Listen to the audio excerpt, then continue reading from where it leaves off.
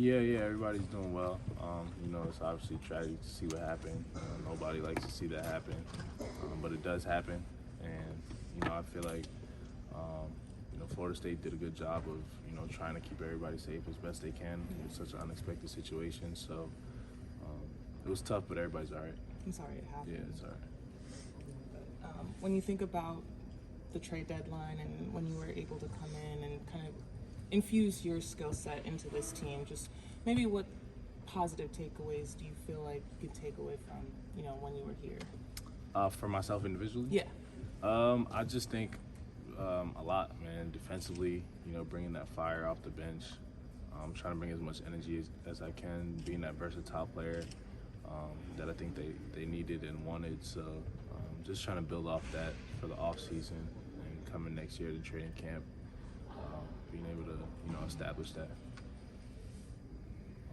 When you look back in 5 or 10 years at the whole process of going through this mid-season trade and, trying to shift gears to a new team on the fly, what's kind of going to be your lasting memory of this whole process of switching teams? It's a tough question. I think just my excitement for a new beginning, being with one team for 5.5 seasons and then, going across the country almost to a different team. So I was excited about it. I was excited about the opportunity. So I think just excitement and attacking a new role on a different team. I think, all the above is exciting. Some people look at getting traded as a negative, but for me it was an exciting thing. Terance, has your approach to the offseason changed since your rookie year to now? Yeah, 100%.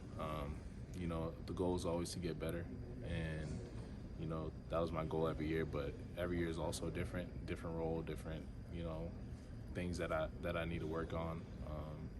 So yeah, I'm excited for this one. What do you plan on working on this offseason? A lot. I'm gonna get with the coaching staff, get with player development, get with the front office, see what they want me to do, what they want me to work on. But I'm 28 and I really want to take that next step. I feel like I'm in my prime and I really want to take that next step, both offensively and defensively. So I'm really gonna attack this summer. And new contract coming, so I really want to be locked in for that.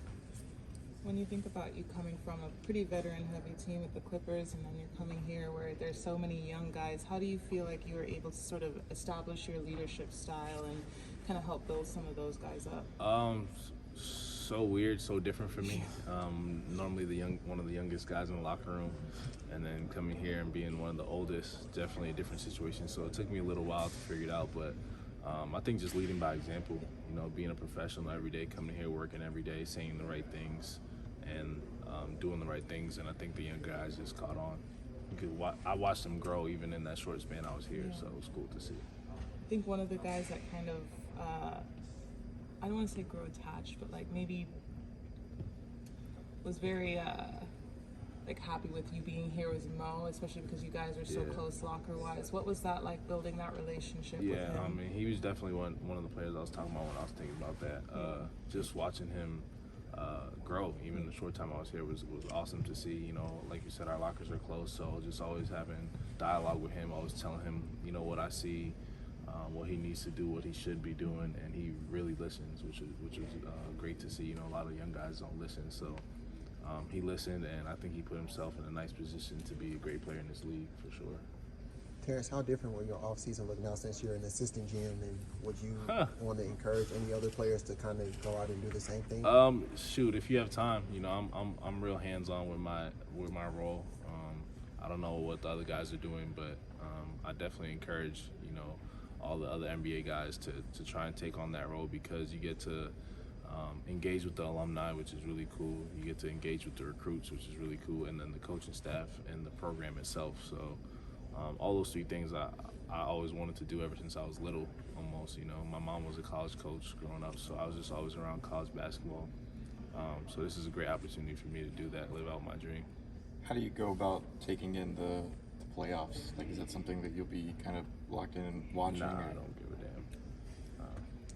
Sorry. Fair. No, that's fair. It's fair. It's honest. Yeah, we like it. Yeah. All right. Thank you, Terance.